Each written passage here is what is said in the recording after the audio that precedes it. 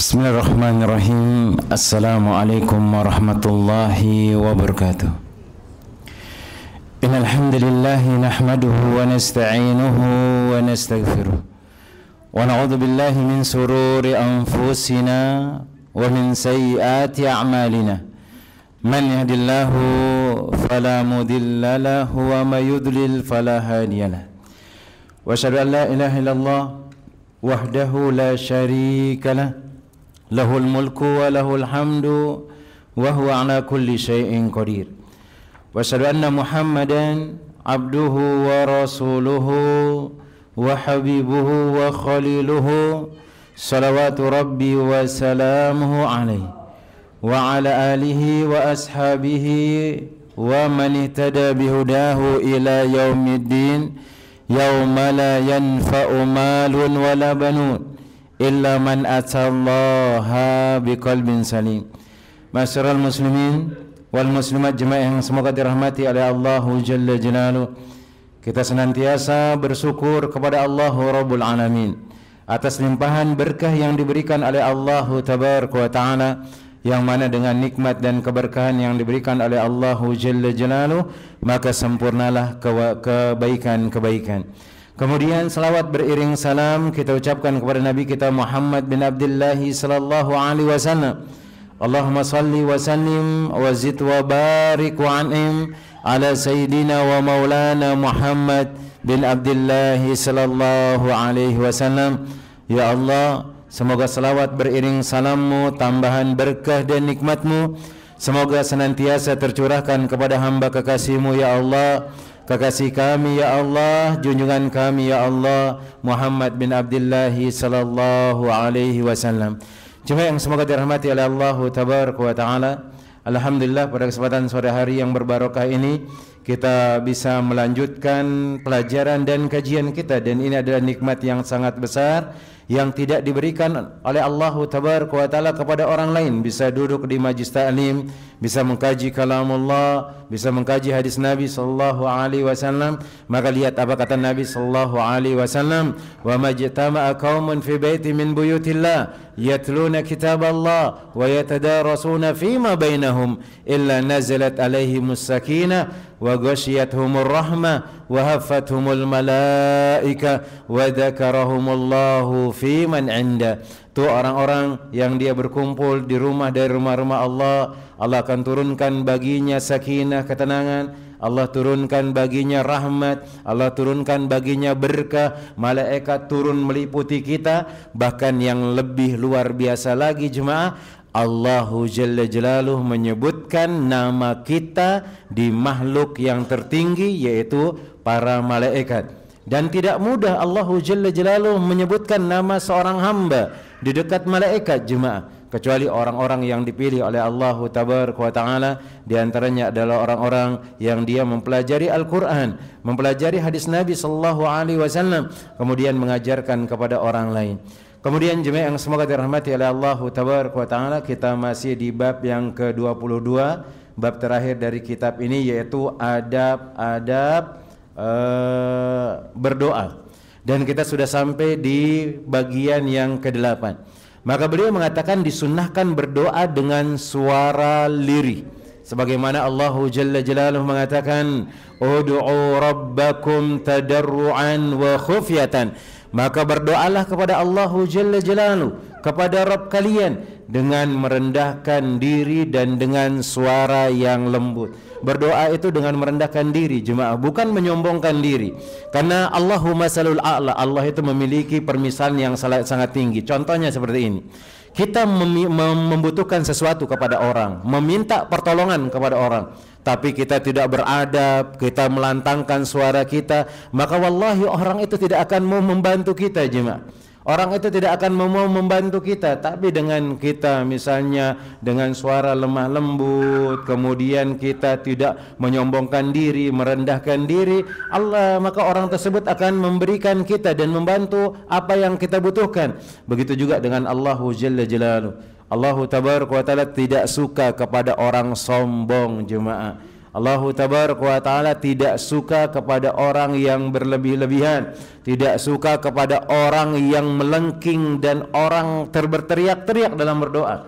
Tapi berdoa itu adalah tadarruan wa khufyatan. Dia merasakan, dia merendahkan dirinya kepada Allah, karena Allah lah zat yang maha besar. Kemudian dia memperkecil suaranya, tidak mengeraskannya, karena ini adalah sesuatu yang kurang beradab, yaitu meninggikan suara kemudian dilantangkan dan yang lainnya. Khawatir nanti akan timbul rasa riak pula kita dengan hal tersebut. Walaupun mungkin gak semua orang berdoa ketika dia melantangkan suaranya itu untuk riak, tetapi terkadang seperti itu. Ketika ada kita lihat saudara kita di sebelah, kemudian kita berdoa, kadang kita memperbanyak doa kita seperti orang khusyuk, ternyata yang kita inginkan adalah supaya disanjung oleh orang lain. Maka disebutkan oleh Ibnu Taimiyah, beliau mengatakan kaum muslimin terdahulu telah demikian, sungguh-sungguh dalam berdoa, namun suara doa mereka tidaklah terdengar. Ingat, Allah mengetahui apa yang ada dalam hati kita, jemaah. Apa yang ada dalam hati kita? Kita khusyuk, kita lirik, kita berdoa, ya Allah, ana minta ini, maka ucapkanlah hal tersebut. Ud'u rabbakum tadarruan wa khufyatan. Kemudian Allah Jalla Jalaluhu pun mengatakan dalam firman-Nya dalam surat Maryam, yaitu ayat yang ketiga. Allah Jalla Jalaluhu mengatakan idnada rabbahu nidaan khafiyya. Ini menyebutkan tentang masalah Maryam ketika dia berdoa kepada Allah, atau tentang seorang hamba yang dia soleh dan ridho dengan perbuatannya. Allah Subhanahu wa taala mengatakan, yaitu tatkala dia berdoa kepada Rabb-Nya dengan suara yang lembut. Maka faedah yang bisa diambil menyamarkan doa mengandung beberapa faedah. Disebutkan oleh Syekhul Islam Ibnu Taimiyah, di antaranya adalah merupakan keimanan yang paling utama. Kita beriman kepada Allah Jalla Jalaluhu. Allah itu tidak tuli, jemaah. Allah itu maha mendengar. Allah itu maha mengetahui apa yang ada pada diri kita. Itu adalah keimanan. Itu adalah keimanan. Kemudian yang kedua termasuk etika dan pengagungan paling utama. Karena etika ketika berada di depan raja tidaklah dengan meninggikan suara. Begitu juga dengan di depan Allah Tabaraka wa Ta'ala. Allahumma shalli a'la, ke depan orang saja kalau kita minta tolong, kita akan merendahkan suara kita, lebih-lebih yang memberikan semua kebutuhan. Allah yang memberikan rizki, Allah yang membuat kita sehat, Allah yang membuat istri kita juga sehat, membuat suami kita sehat, membuat anak-anak kita sehat. Maka tidak pantas bagi kita berteriak-teriak, tidak pantas bagi kita melantangkan suara kita seolah-olah kita memerintah Allah Jalla Jalaluhu. Karena biasanya kalau orang teriak-teriak itu ya kayak raja teriak kepada bawahannya, kayak pimpinan teriak kepada bawahannya. Wajar saja kan, karena dia adalah pimpinan, dia teriak. Kita seolah-olah menganggap Allah itu bawahan kita. Akhirnya, ya Allah kabulkanlah ya Allah, kalau engkau enggak mau kabulkan saya murtad misalnya. Allah itu enggak peduli dengan kita mau muslim mau murtad, karena sejatinya semua itu akan kembali kepada kita, jemaah. Engkau muslim, maka engkau akan diberikan keberkahan oleh Allah Jalla Jalaluhu. Engkau kufur, maka engkau akan diberikan balasan dari apa yang engkau perbuat. Kemudian jemaah yang semoga dirahmati oleh Allah Tabaraka wa Ta'ala, dengan suara yang lembut itu lebih sesuai dengan ketundukan dan kekhusyuan. Biasanya orang kalau suaranya lirih, merendahkan dirinya ketika berdoa, akan tambah khusyuk dia. Bahkan tidak sengaja atau tidak sadar dia kadang ada air mata yang mengalir di pipinya, yang keluar air matanya, menangis. Dia memohon kepada Allah supaya diberikan apa dari kemudahan dan seterusnya.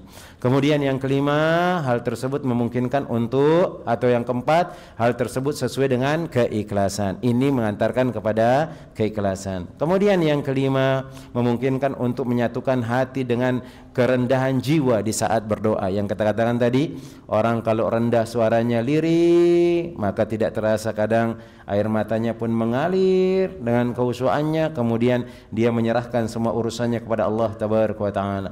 Kemudian juga bahwasanya amalan tersebut menunjukkan kedekatan seorang yang berdoa dengan Allah tabaraka wa taala. Allah itu dekat, jemaah. Bahkan Nabi Shallallahu Alaihi Wasallam, dekatnya Allah itu lebih dekat daripada engkau memegang tali kekang onta engkau. Ya, orang kan biasanya kalau lagi berjalan dengan ontanya, dia megang tali kekang itu dekat sekali. Maka Allah itu lebih dekat lagi, jemaah. Allah itu lebih dekat lagi daripada yang lainnya. Kemudian yang ketujuh, hal tersebut akan menjadikan sebab berkelanjutannya permohonan dan permintaan. Orang kalau khusyuk itu akan terus, dia akan berdoa, berkesinambungan doanya, enggak sekali saja. Tapi kalau dia suaranya lantang, mungkin di tempat ramai saja dia lantang, cuma setelah di tempat sepi, mana dia ada berdoa, enggak ada. Bahkan dia pun ibadah mungkin enggak beribadah dan seterusnya, jemaah. Tapi bukan berarti orang yang lantang suaranya dia sombong, jemaah. Mungkin ya sesuai dengan kondisinya. Tapi ingat, berdoa dengan suara yang tadarruan wa khufyatan itu adalah lebih utama. Kemudian merendahkan suara akan menjauhkannya dari segala sesuatu yang bisa memutuskan doa dan mengganggunya. Kemudian yang kesembilan, sesungguhnya nikmat yang paling agung adalah nikmat menghadap dan beribadah kepada Allah, dan masing-masing nikmat sesuai dengan kadarnya, baik sedikit atau banyaknya, dan tidak ada yang nikmat yang lebih besar daripada nikmat ini, yaitu bercengkrama dengan Allah, merendahkan suara kita, menghadirkan hati kita, kemudian berharap doa kita dikabulkan oleh Allah tabaraka wa taala. Kemudian yang ke-10, doa merupakan zikir kepada Allah, Rabb yang doa hanya tertuju kepadanya, yang mengandung permohonan dan pujian kepadanya dan sifat-sifat nama-namanya, maka hal itu berdoa adalah zikir dan tambahan lainnya. Ini yang ke-8. Maka yang ke-8 itu berdoa dengan diri. Kemudian yang ke-9 adalah menghadirkan hati. Maka hati termasuk salah satu, dan menghadirkan hati termasuk salah satu terkabulnya doa. Apa maksudnya menghadirkan hati? Itu merasa butuh sama Allah Jalla Jalaluhu. Dan ini pernah kita sebutkan, di antara adab berdoa yang disebutkan oleh Al-Imam Ibnul Qayyim Al-Jauziyah rahimahullahu ta'ala dalam kitabnya Jawabul Kafi liman sa'ala an dawa'i syafi, atau ad-da' wa dawa, penyakit dan obatnya, atau Jawabul Kafi yaitu jawaban yang sempurna bagi orang yang mengharapkan ada jawaban dari urusan, dari masalahnya, atau solusi dari penyakitnya dan seterusnya. Beliau mengatakan orang berdoa itu seperti orang yang memanah. Pertama harus ada sasarannya, kedua juga harus ada busur panah, kemudian dia punya anak panah, kemudian yang berikutnya itu adalah dia harus memiliki kekuatan untuk berusaha menarik anak panah tersebut sehingga kena. Orang kalau ada sasaran, ada busur, ada anak panah, tapi dia nggak ada tenaga untuk menariknya, nggak akan nyampe ke tujuan. Maka dia harus bersungguh-sungguh, dia tarik dengan kencang, kemudian dia lepas. Ini namanya adalah menghadirkan hati butuh kepada Allah tabaraka wa taala. Dihadirkan dia betul-betul butuh dengan amalan tersebut. Karena Allah Jalla Jalaluhu akan memberikan apa yang kita inginkan. Kemudian disebutkan tadi dari ayat ud'u rabbakum tadarruan wa khufyatan. Kemudian dalam ayat yang lain wad'u khaufan wa tama'a, dan berdoalah kepada Allah dengan rasa takut dan pengharapan. Kita takut tidak dikabulkan, tapi kita bertekad kuat, berusaha menghadirkan hati supaya itu dikabulkan oleh Allah tabaraka wa taala. Karena doa yang disertai dengan ketundukan hati, suara lirih, rasa takut dan pengharapan mengharuskan, dan ini merupakan suatu yang mesti hadir, atau hadirnya hati seorang yang berdoa, ia adalah persoalan yang sangat jelas dan disebutkan oleh Nabi sallallahu alaihi wasallam dalam hadisnya. Nabi sallallahu alaihi wasallam mengatakan ud'ullaha ta'ala wa antum muqinuna bil ijabah. Berdoalah engkau kepada Allah dan engkau yakin doa engkau itu dikabulkan oleh Allah. Tapi sering kita sampaikan jemaah, kadang Allah itu enggak memberikan yang sesuai kita minta. tapi diberikan yang terbaik. Kadang kesehatan sampai sekarang sehat, rezeki lancar. Walaupun mungkin kita minta uang 100 juta tiap hari, ya Allah Anda minta uang 100 juta. Enggak nanggung-nanggung juga dia, ya Allah Anda minta uang 271 triliun mintaannya. Enggak apa-apa, silakan. Enggak jadi masalah hal tersebut. Dengan semakin banyak kita berdoa kepada Allah, mudah-mudahan semakin banyak dikasih. Enggak dikasihkan duit jemaah, kesehatan melebihi uang dari 271 triliun dikasih oleh Allah, keberkahan pada anak dikasih oleh Allah, keberkahan di suaminya dikasih, keberkahan di istrinya dikasih oleh Allah tabaraka wa ta'ala. Terus berdoa dan jangan berputus asa dan jangan tergesa-gesa, kata Nabi sallallahu alaihi wasallam. La tastajjilu fid du'a. Jangan tergesa-gesa dalam doa. Mana pada orang tergesa-gesa itu? Dia mengatakan qad da'autu wa lam yustajabu li. Aku sudah berdoa, tapi belum dikabulkan. Lah, maka dia yakin itu dikabulkan walaupun tidak sesuai dengan yang diharapkan. Kenapa?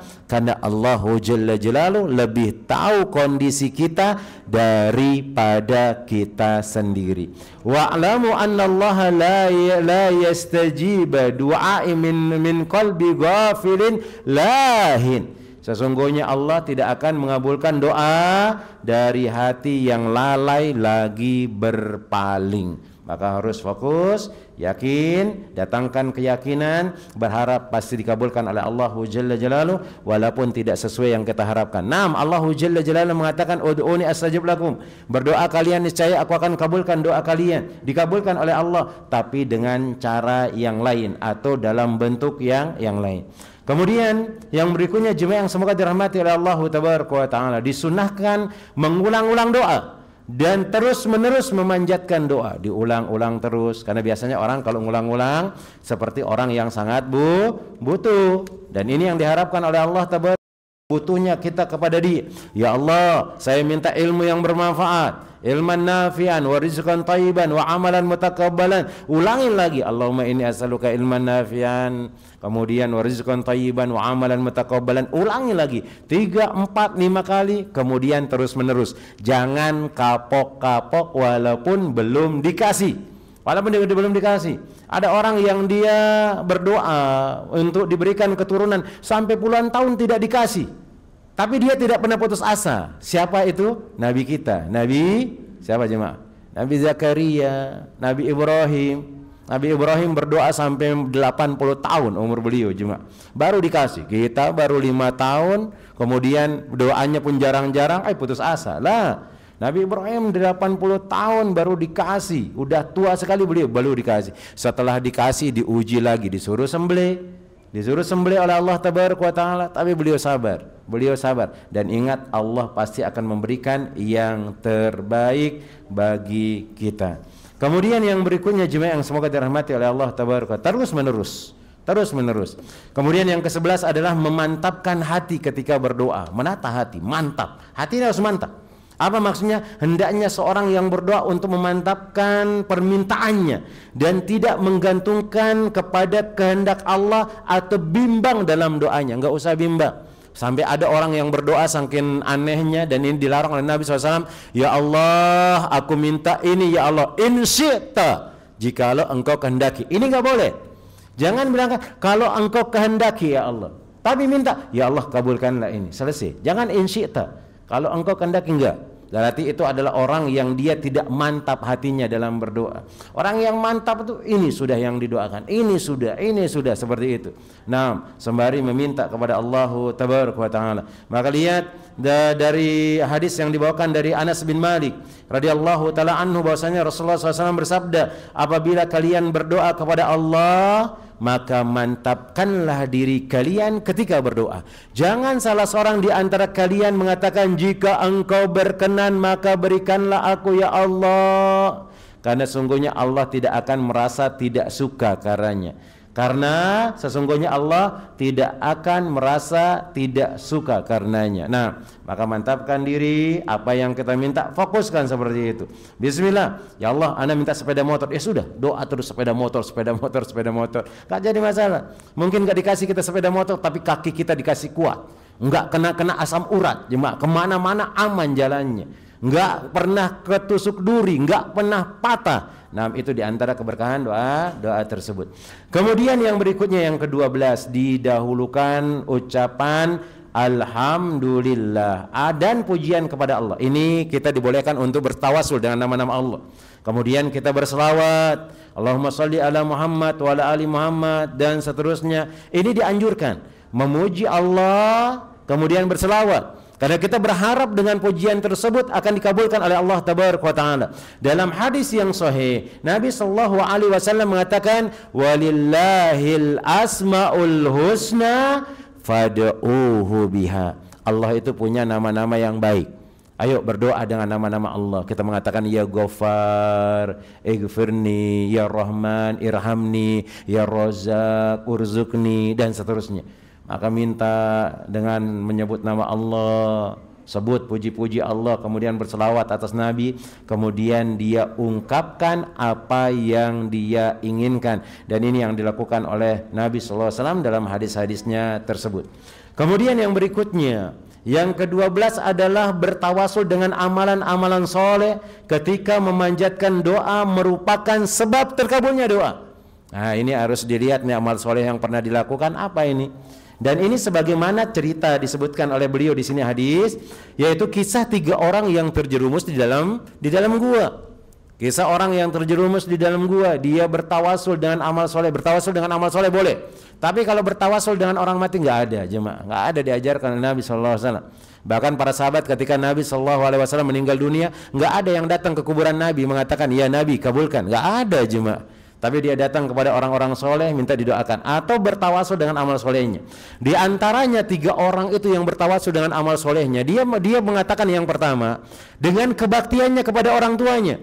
Dia baktinya luar biasa kepada orang tuanya, sampai tuh dia memerahkan air susu untuk orang tuanya tidur, itu anak istrinya gak dikasih dahulu minum sampai orang tuanya itu yang minum. Kemudian setelah selesai dia berdoa, ya Allah, kalau perbuatanku seperti ini ikhlas karena engkau mencari pahala untuk engkau ya Allah, bukakanlah pintu gua tersebut. Akhirnya geser. Yang kedua pun bercerita, ya Allah, dahulu aku punya pekerja, aku kasih semua gajinya ya Allah, cuman 1 orang ini keburu pergi, kemudian belum aku kasih gajinya. Suatu ketika atau setelah dia pergi, tidak tahu entah kemana dia pergi ya Allah, dia curhat kepada Allah, aku mengembangkan duitnya, dikembangkan, akhirnya dapat 1 lembah sapi, 1 lembah onta, 1 lembah kambing sama pengembalanya. Suatu ketika datanglah laki-laki tersebut minta gajinya. Maka orang tersebut pun mengatakan, itu semua kambing yang ada di 1 lembah, onta sama sapi itu punya engkau. Sampai orang ini gak percaya, dia mengatakan, janganlah main-main, kasihkan akulah gaji aku nih, aku butuh dengan gajiku. Dia mengatakan, iya itu adalah gajimu.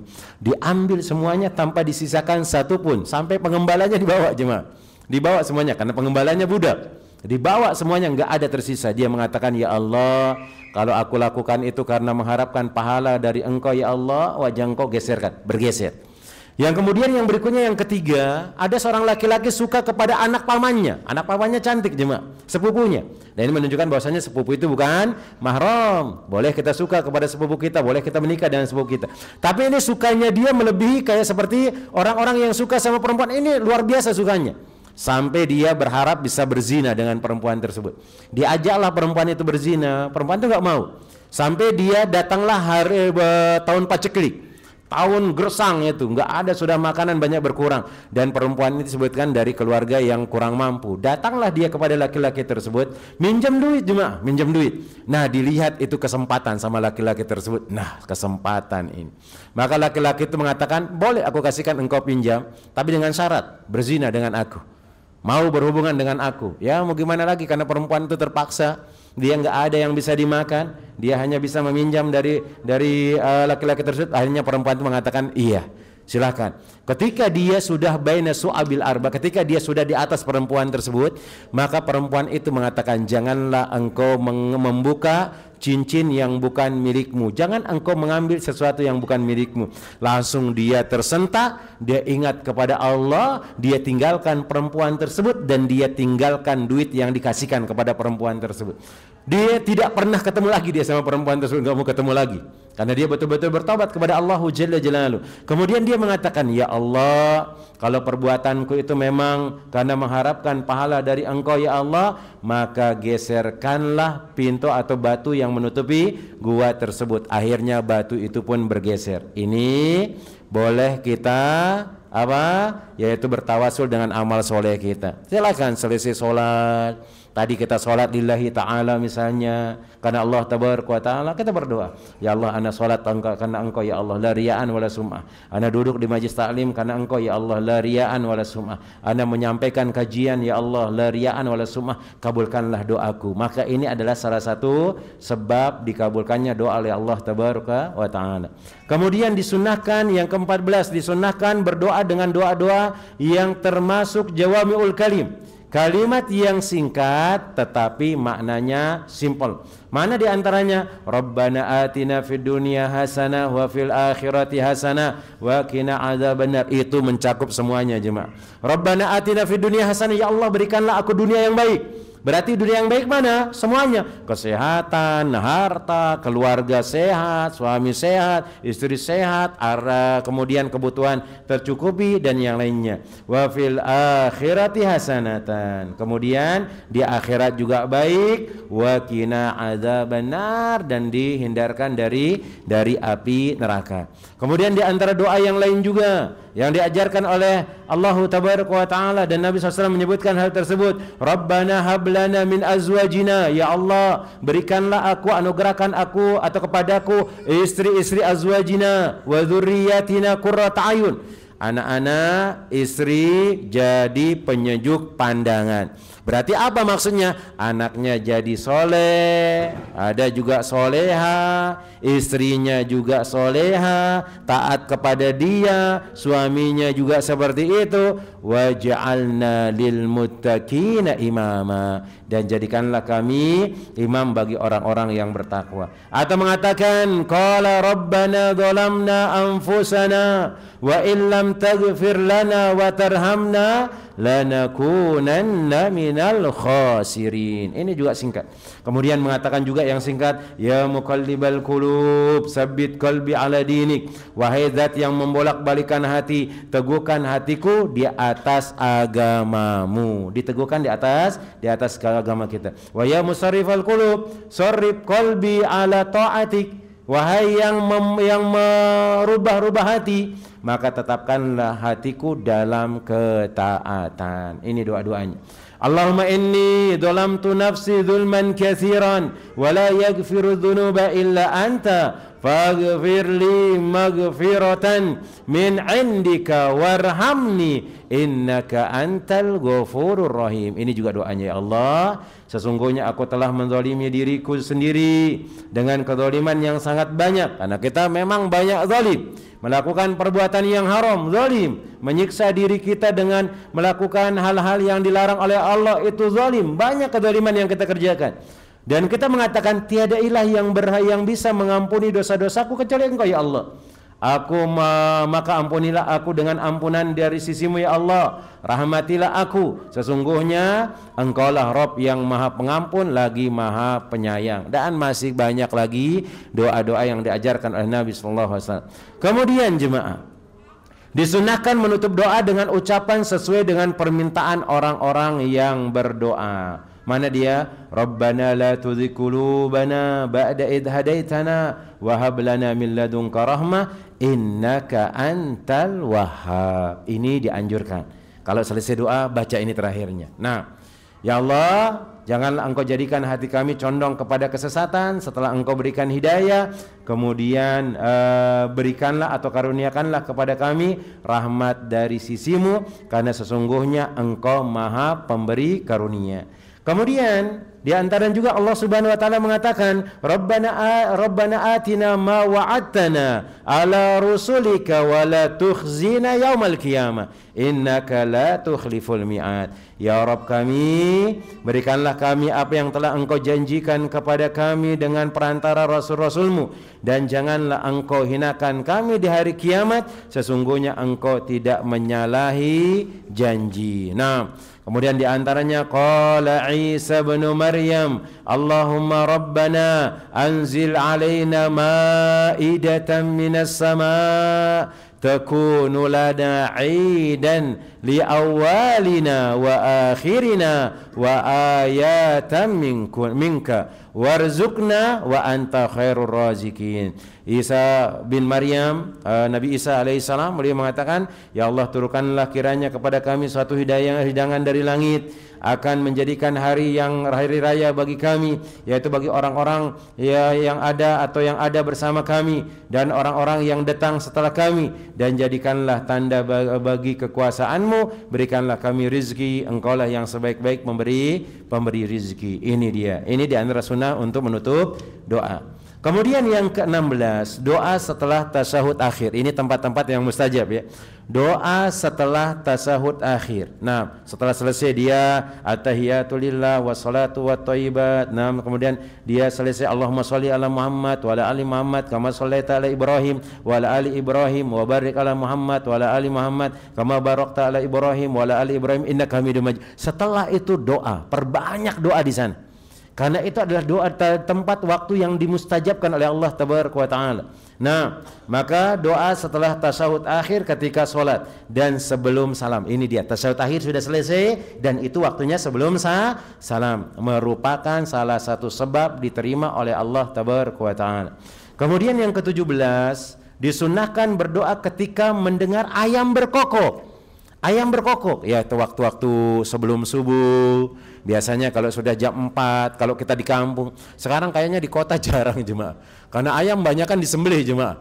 Nggak tahu kita. Ini biasanya di kampung-kampung. Itu di kampung sudah tengah malam tuh sudah bunyi, dia sudah mulai berkokok. Yang induk-indukan udah berkokok, sudah dia. Nah, ini disunahkan. Ternyata itu di antara waktu-waktu dimustajabkannya doa. Mana kata Nabi sallallahu alaihi wasallam, beliau mengatakan idza sami'tum siyahadi diyaqa fa fas'alullaha min fadlihi fa innaha ra'at malakan.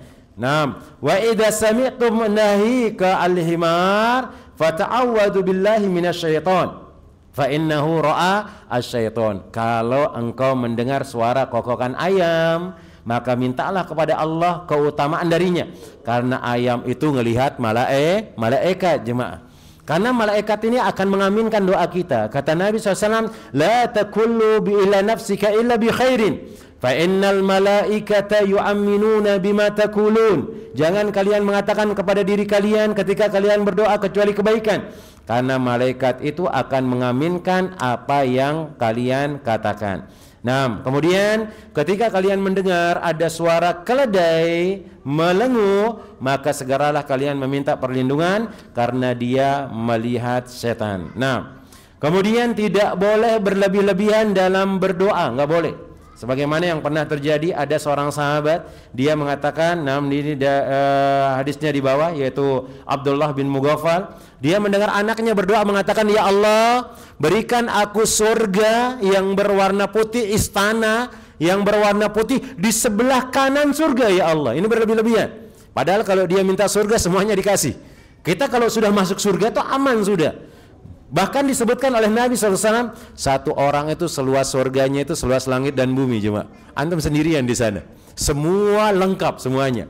Lihat, satu orang itu dapat surganya seluas langit dan bumi. Ya Allah, luas sekali. Apa itu, cuman istana, cuman kecil saja. Kemudian bebas berkeliling-keliling kemana-mana, semua disiapkan oleh Allah Tabaraka wa Ta'ala. Kita tinggal taladzud di sana, nikmat-nikmat saja, tetapi sesuai dengan amalan soleh yang dia lakukan. Akhirnya ditegur oleh bapaknya. Kemudian dia mengatakan, aku mendengar Nabi sallallahu alaihi wasallam mengatakan, nanti saya kunu an ummati, kata Nabi, dari umatku kauman ya'taduna fi du'aihi wa tuhurihi. Dia akan berlebih-lebihan dalam berdoa dan dia akan berlebih-lebihan dalam bersuci, kata beliau. Kemudian Allah Jalla Jalaluhu mengatakan ud'u rabbakum tadarruan wa khufyatan innahu la yuhibbul mu'tadin. Sesungguhnya Allah tidak menyukai orang-orang yang berlebih-lebihan. Mana dia minta supaya dia jadi malaikat, minta suaminya jadi apa lah gitu, gak usah aneh-aneh lah. Nah, tinggal sehat, rezeki banyak. Nah, kemudian apa yang kita inginkan diberikan oleh Allah itu sudah luar biasa. Bahkan yang disebutkan oleh Nabi SAW, kenikmatan yang sejati itu kata beliau, man kana aminan fi sirbi, orang yang merasa aman hari ini. Nah, mu'afan fi jasadi, kemudian dia sehat. Lahu qutu yaumi, kemudian dia punya makanan hari ini. Faka'annamat hizat lahu dunia, itu sudah dunia dan seisinya miliknya. Hari ini sehat. Kemudian dia aman jemaah. Kemudian dia ada yang dimakan. Itu kenikmatan yang luar biasa. Ada orang banyak duit tapi dia pusing mau makan apa sekarang. Itu bukan kenikmatan. Tapi kenikmatan itu dia sehat, dia aman, ada makanan yang dia sukai. Selesai. Itu sudah jemaah.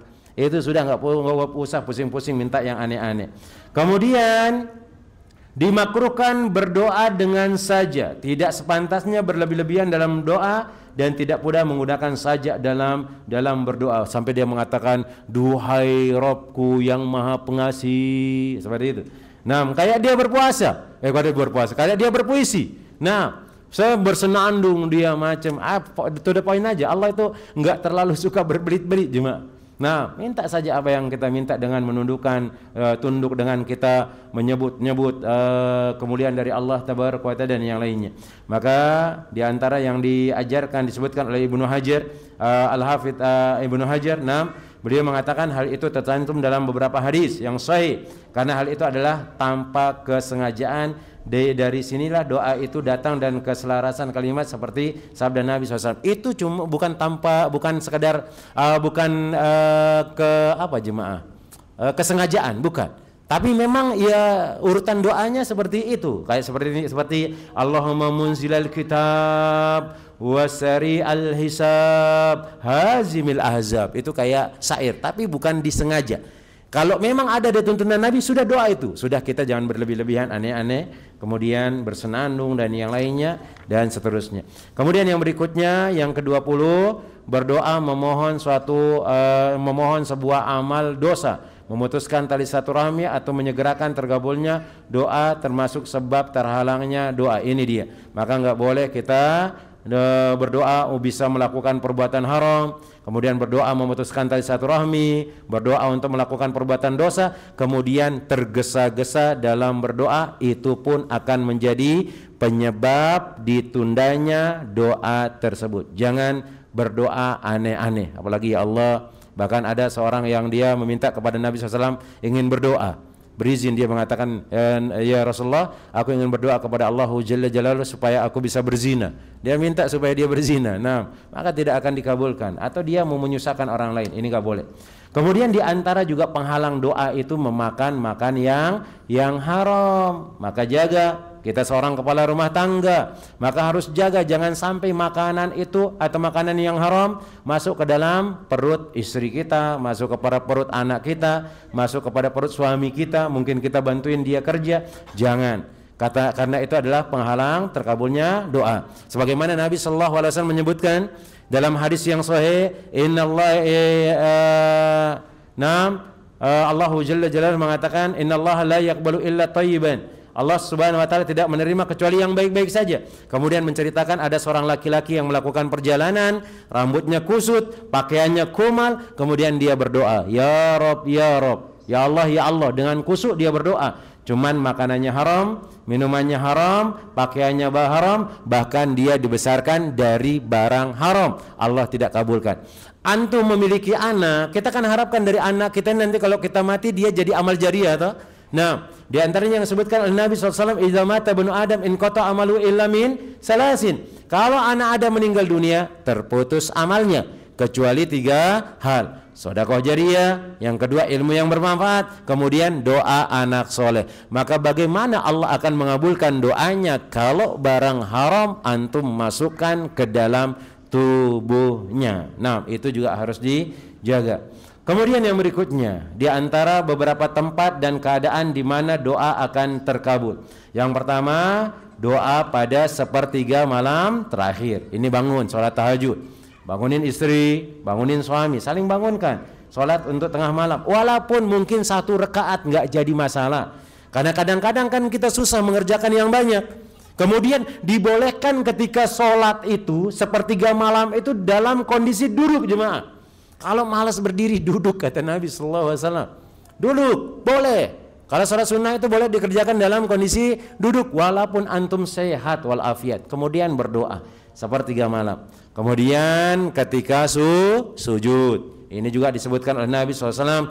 Aqrabu ma yakunul abdu inda rabbihi wa huwa sajid. Yaitu tempat yang paling dekat antara seorang hamba dengan Robnya ketika dia sujud. Fa'aksiru fihi doa, maka perbanyaklah doa. Kemudian yang ketiga, doa di antara adzan dan iqamah. Ini pergunakan. Kalau ada orang adzan iqamah, kita salat sunnah dulu, selesai doa, silakan. Doa, perbanyak doa, akan dikabulkan oleh Allah Tabaraka wa Ta'ala.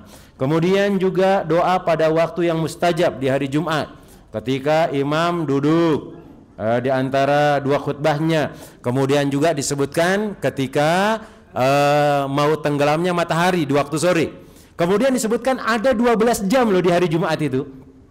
12 jam kata Nabi SAW, yang mana doa kita pasti akan dikabulkan. Maka cari 12 jam tersebut. Di antaranya pas imam duduk antara 2 khutbah, atau imam naik ke mimbar. Ini dia, imam naik ke mimbar, duduk. Kemudian di antara duduknya imam antara 2 khutbah. Kemudian di waktu sore hendak terbenamnya matahari. Kemudian yang berikutnya, doa orang yang berpuasa. Ini yang suka puasa Senin Kamis, fullin doanya, jangan separuh-paruh, terus berdoa. Kemudian doa orang yang dizalimi, ini juga makbul. Doa seorang musafir, makbul. Doa kedua orang tua kepada anaknya. Nah ini dia, sebagai kepala rumah tangga, orang tua, ibu-ibu, bapak-bapak, jangan sampai tidak mendoakan anaknya. Apalagi kita di majlis taklim, ini juga tempat ketika doa itu dikabulkan oleh Allah Jalla Jalaluhu, terutama anak-anak kita. Doakan dia menjadi yang terbaik, doakan dia berguna bagi keluarganya, kepada anaknya nanti kalau punya anak, kemudian kepada orang tuanya, kepada negara, agama kita, dan seterusnya. Kemudian yang berikutnya, doa ketika bertempur dalam peperangan dan ketika azan, ini juga dikabulkan. Kemudian yang berikutnya, doa dhunnun di saat mengalami kesempitan. Doanya Nabi siapa jemaah yang masuk ke dalam ini? Nah, yang masuk ke perut ikan? Nabi siapa ya? Nabi siapa? Nabi Yunus. Nah, doanya Nabi Yunus dhunnun. Itu sudah dalam kesusahan pokoknya. Maka doanya makbul.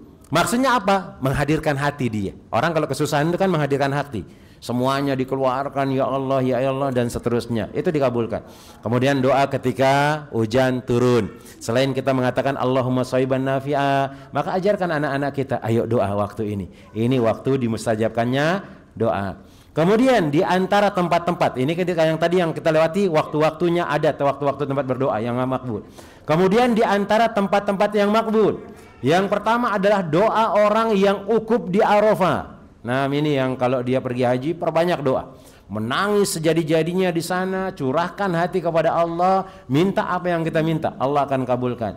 Kemudian yang kedua, doa di antara Safa dan Marwah, yang pergi umrah, yang pergi haji, ketika dia sa'i antara Safa dan Marwah, maka dia berdoa di sana. Sebagaimana Allah Subhanahu wa taala mengatakan, "Inna Safa wal Marwa min sa'airillah." Kemudian dia juga abda'u bima bada Allah. Nah ini dia ketika di Safa dan Marwah. Kemudian yang terakhir di antara tempat dimakbulkannya doa adalah doa setelah melempar jumarah sugro dan wusta bagi para jemaah haji.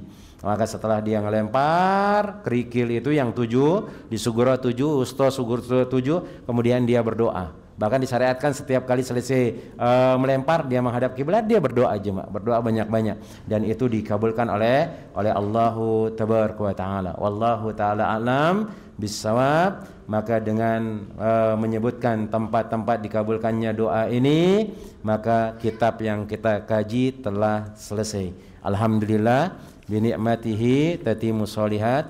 Semoga Allah Jalla Jalaluhu senantiasa memberikan keberkahan kepada kita jemaah. Mudah-mudahan yang kita pelajari dari adab-adab yang diajarkan oleh Nabi sallallahu alaihi wasallam dan yang dituliskan oleh Syekh Fuad bin Abdul Aziz di sini, yaitu Kitabul Adab, bisa kita amalkan dalam kehidupan sehari-hari. Sesekali di murojaah jemaah.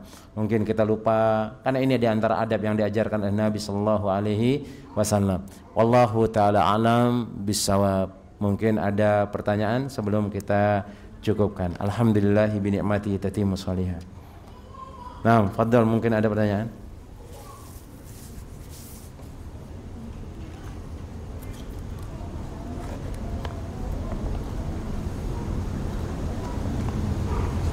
Nah. Nah. Nah. Gimana kalau rumah-rumah di sekitar kuburan Ustaz, yang nanti orang yang sholat di dalam rumah itu dia menghadap ke arah kuburan yang Naam jemaah, Nabi SAW mengatakan la tusallu ilal kubur. Jangan kalian sholat menghadap kuburan, yang mana kuburan itu bahkan di arah kiblat. Yang disebutkan yang dia nggak ada pembatasnya sama sekali. Yang dia nggak ada pembatasnya. Kalau ada pembatasnya jalan, maka itu tidak jadi masalah. Atau dia tembok rumahnya pisah dengan tembok kuburan. Kan biasanya orang nggak akan nyambung ke tembok kuburan, dia pasti dipisah karena bukan tanahnya dia. Kan bukan tanahnya dia, otomatis nanti kalau dia buat tembok kuburan itu jadi temboknya, nanti air hujan juga jatuh ke sana, maka dia juga berbuat zalim, ngambil hak yang bukan haknya. Maka itu tidak jadi masalah. Yang nggak boleh itu ada kuburan di ruangan ketutup sama tembok, temboknya nyambung, dan antum sholat menghadap ke sana, itu tidak boleh. Adapun kalau dia yang dibatasi dengan jalan raya, karena banyak kita dapati masjid di sebelah jalan raya itu kuburan, ada masjid di tembok. Memang masjid sama kuburan memang pisah sebenarnya, pisah. Cuman dia berdekatan di tembok, ini batas masjid, ini batas kuburan. Maka itu tidak jadi masalah. Yang nggak boleh itu yang nyatu, yang nyatu. Maka itu tidak dibolehkan. Ustadz, bagaimana kalau ada kuburan di samping masjid?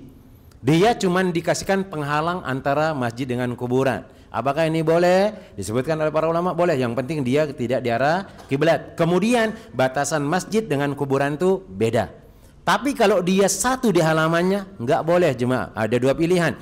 Imma masjidnya antum bongkar buat di tempat yang lain, atau kuburannya yang dibongkar, semuanya yang ada di sana dipindah ke tempat kuburan umum. Itu pilihannya. Allahu ta'ala alam bisawab.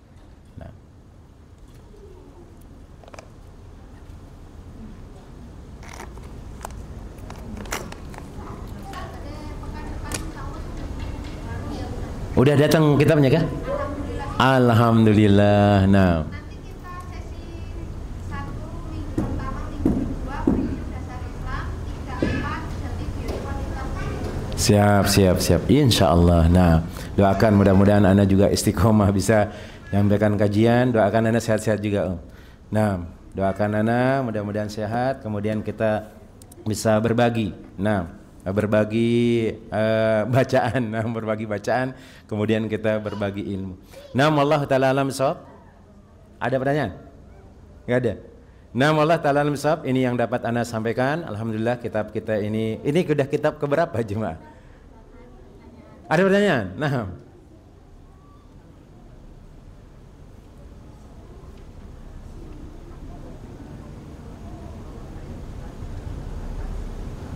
Ini suaranya harus lebih kencang ini.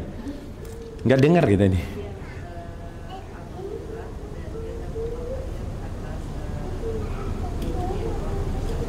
Nah.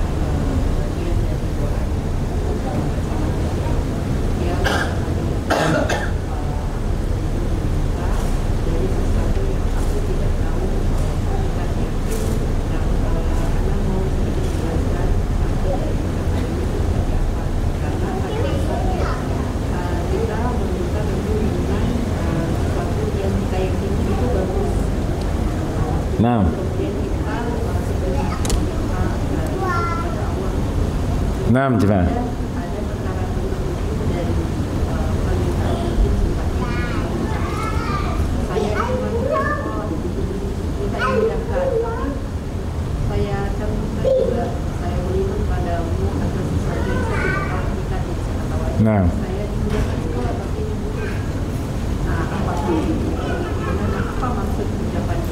Nah, jemaah. Di sini ada pertanyaan. Ini semisal dengan doa istikharah, jemaah ya. Doa istikharah. Kan kita ada misalnya ada suatu yang kita inginkan, tapi kita tidak tahu apakah memang betul-betul mantap apa enggak itu. Kita cuma ngelihat sepintas saja. Karena kan kita hanya menilai sepintas saja. Oh, ini baik. Cuman yang menentukan nanti yang lebih baik itu adalah Allah Tabaraka wa Ta'ala. Sehingga kita mengatakan, ya Allah, astakhiruka, aku berikhtiar atau aku meminta petunjuk kepadamu ya Allah. Kalau memang urusan ini baik untuk duniaku, baik untuk agamaku, maka takdirkanlah aku dan dekatkanlah dia ya Allah. Tapi kalau dia buruk untuk dunia dan akhiratku, maka jauhkan. Ini untuk kemantapan. Bukan berarti kita enggak menghadirkan hati atau kita tidak betul-betul berdoa. Kita betul-betul ingin.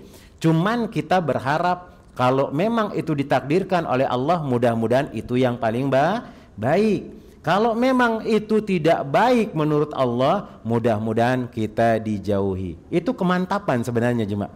Kita melihat sesuatu ini sudah mantap, memang sudah mantap. Cuman kita berharap bukan hanya mantapnya aja yang kita dapat, tapi keberkahannya juga. Ini dibolehkan. Itu bisa dilihat di doa ketika sholat istikharah. Ada di sana. Bukan berarti kita nggak mau dengan doa tersebut, kita mau. Cuman ingat, dengan pertolongan Allah semuanya akan dimudahkan karena memang kita butuh dengan pertolongan Allah. Allah yang memberikan kita yang terbaik, Allah yang memberikan kita kesehatan, Allah yang memberikan kita semuanya. Maka perlu kalau memang supaya lebih mantap lagi untuk istikharah. Dan doa istikharah ini jemaah yang perlu diketahui bukan harus ada dua pilihan ya. Enggak, satu pilihan pun seperti itu. Nabi SAW ada satu pilihan yang diberikan oleh Allah, maka berdoa. Oh, ini saya keputusan ini. Akhirnya berdoa kepada Allah Tabaraka wa Ta'ala. Kalau memang setelah dia berdoa mantap, oh sudah ini sudah kerjakan. Bismillah. Bismillahirrahmanirrahim. Allah. Saya bertawakal kepada Allah. Kemudian ternyata kalau di suatu harinya ternyata menjadi buruk, kemudian ditinggalkan, mungkin itu sudah yang ditakdirkan oleh Allah Tabaraka wa Ta'ala. Nah, bukan berarti kita tidak memantapkan hati dalam berdoa. Mantap, cuman kita butuh pertolongan Allah. Karena kita tidak akan bisa mendapatkan yang terbaik kecuali dengan pertolongan Allah Jalla Jalaluhu. Wallahu ta'ala alam bisawab. Nah, ada yang lain lagi jemaah? Cukup? Nah, Allah ta'ala alam bisawab. Mungkin ini yang dapat ana sampaikan. Jazakumullah wa jazakumullahu khairan. Naam jami'an, karena terus kita bareng-bareng mempelajari agama Allah Tabaraka wa Ta'ala, Al-Quran dan Sunnah Nabi SAW. Semoga nanti kita dikumpulkan di surganya, amin ya rabbal alamin. Dan terus belajar, jangan sampai merasa berat dari belajar tersebut, karena kebaikannya akan kembali kepada kita dan keturunan kita.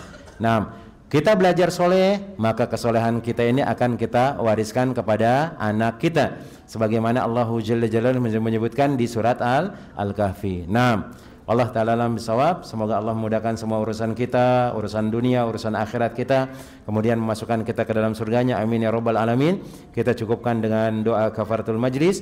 Subhanakallahumma wa bihamdika asyhadu an la ilaha illa anta astaghfiruka wa atubu ilaik. Summa assalamu alaikum warahmatullahi wabarakatuh.